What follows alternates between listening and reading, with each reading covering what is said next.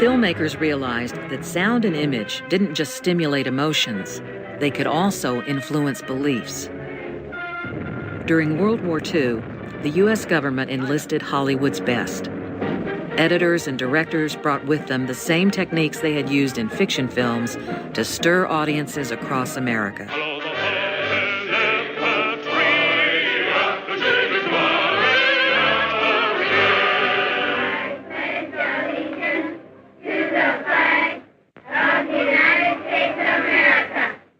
The Hollywood recruits applied their skill to American propaganda films, such as Why We Fight.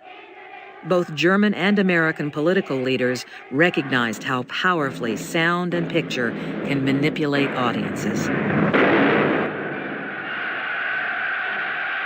One of the most infamous examples of film used for political propaganda was Triumph of the Will.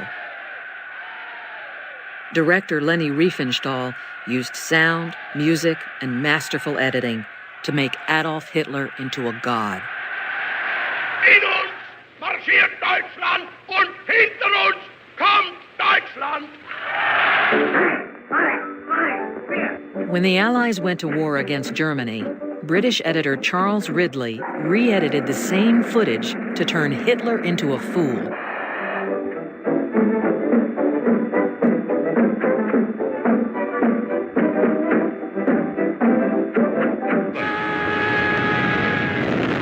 Whether used for propaganda or entertainment, these techniques showed how powerfully editing could shape hearts and minds. I had seen the German propaganda in Holland when we were occupied. The methodology of the whole thing is, of course, to show only one side of reality. Young people from all over the globe are joining up to fight for the future. I'm doing my part. I'm doing my part. I'm doing my part. Part two. So Starship Troopers is, style-wise, as a movie, has been influenced consciously by Why We Fight in the Second World War, Triumph of the Will.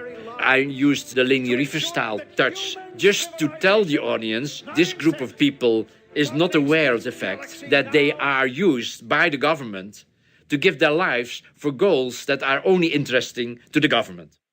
Fresh meat for the grinder, eh? So how'd your kids do? I'm gonna be a pilot. Good for you. We need all the pilots we can get. So I think the theme of the movie is, come on, that's great, let's go to war and die. What about you, son? Infantry, sir. Good for you.